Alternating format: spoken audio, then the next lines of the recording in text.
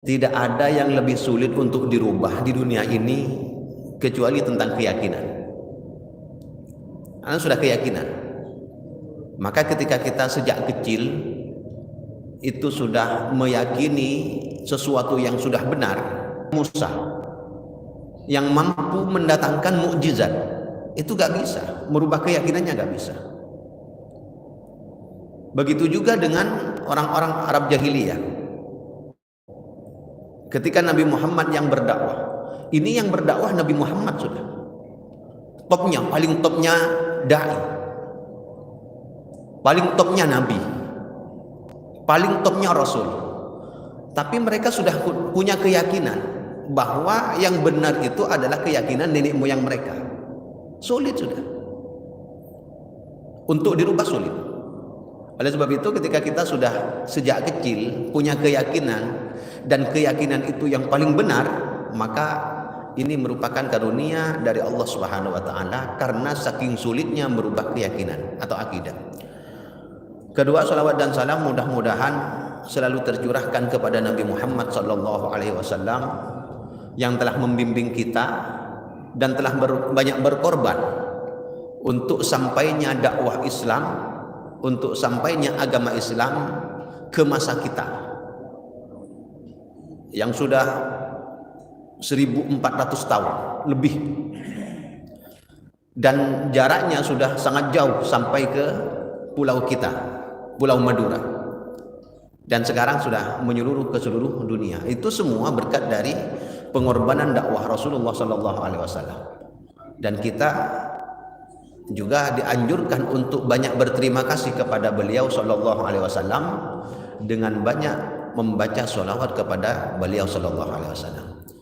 Jadi untuk baca sholawat, untuk membaca sirah atau sejarah Rasulullah sallallahu alaihi wasallam, untuk membaca keutamaan-keutamaan beliau, untuk membaca hadis-hadis tentang beliau atau hadis-hadis tentang kemukjizatan beliau, itu tidak harus menunggu bulan Maulid, tidak harus menunggu bulan Rabiul Awal.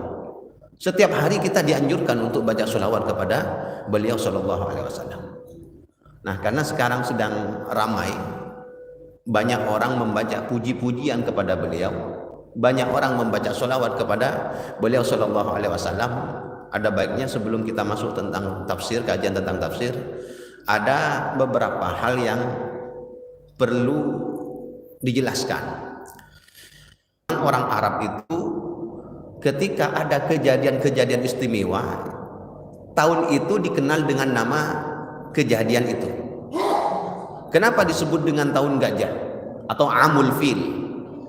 Karena pada tahun itu Raja Abrahah menyerang Mekah dengan membawa pasukan yang menunggang yang menunggang gajah. Nah, gajah itu termasuk binatang besar yang ditakuti oleh unta, ditakuti oleh kuda. Sehingga siapa saja pasukannya yang memiliki pasukan gajah itu biasanya sering menang dalam peperangan. Karena kuda dan unta itu tidak terbiasa melihat binatang yang sangat besar. Apalagi kemudian kekuatannya memiliki kekuatan belalai yang bisa melemparkan orang,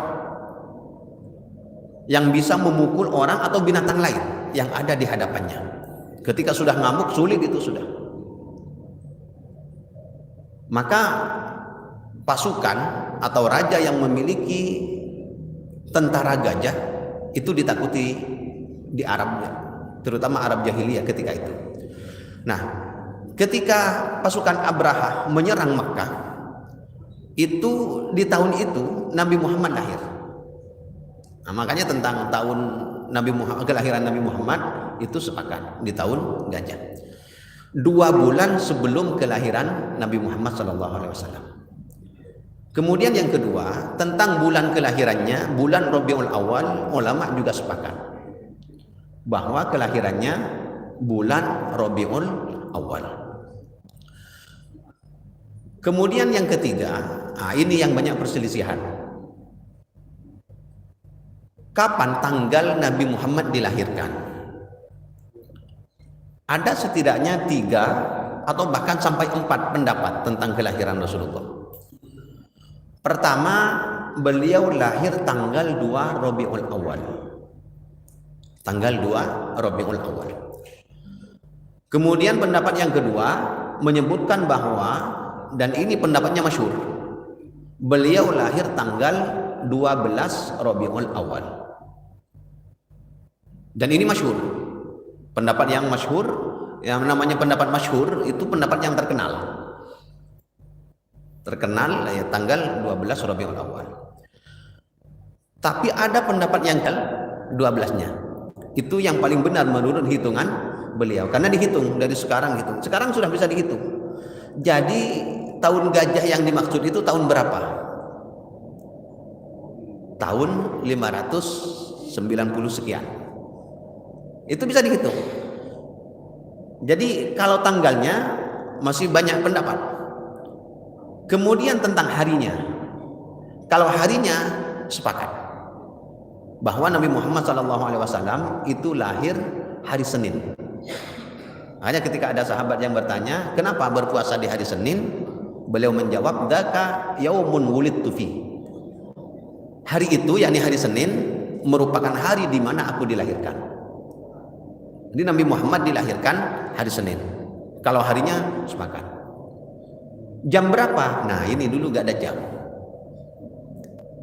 Tapi disebutkan Senin, malam Senin. Ternyata ketika dilihat di dalam sejarah itu, malamnya malam dini hari. Ya, dini hari itu sekitar jam 1:30 atau jam 1 sampai jam 4 sampai subuh. Jadi Nabi Muhammad disebutkan lahirnya itu menjelang subuh. Dini hari, di hari Senin. Bukan hari Seninnya, tapi malam Seninnya dini hari. Makanya kalau dalam hitungan Masehi, dini hari itu sudah masuk hari berikutnya. Misalnya sekarang, itu sudah masuk hari Ahad, masuk hari Sabtu. Kemudian nanti malam jam 12 itu akhir hari Sabtu. Lebih dari jam 12 atau jam 24.00 itu nanti sudah masuk pada hari Ahad. Jadi kalau harinya sepakat, baik hitungan Hijriyah maupun hitungan Masehi sepakat semuanya hari Senin. Hanya tanggalnya saja yang berbeda. Makanya di yang merayakan Maulid pun itu tempat terjadi engkel-engkelan, sempat terjadi perbedaan.